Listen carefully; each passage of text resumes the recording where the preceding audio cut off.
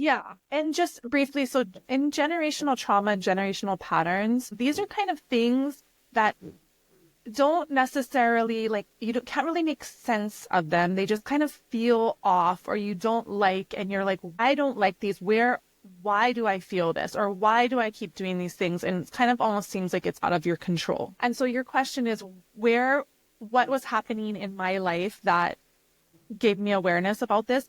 So I would say it's kind of an interesting story. I had been like hyper aware of things within my family dynamic from a very, very young age.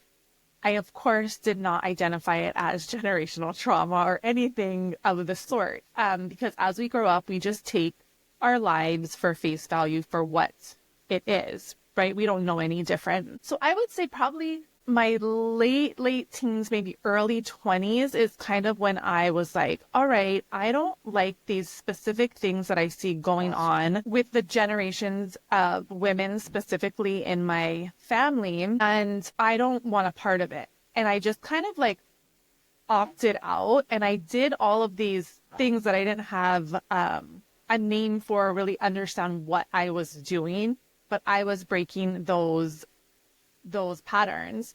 And so in my motherhood, I would say the strongest, the most like prevalent pattern would be communication and having an open dialogue with my children, having that like deep connection from a very calm and grounded space. That was the biggest thing for me in motherhood. There's many others, but we have a set amount of time to talk.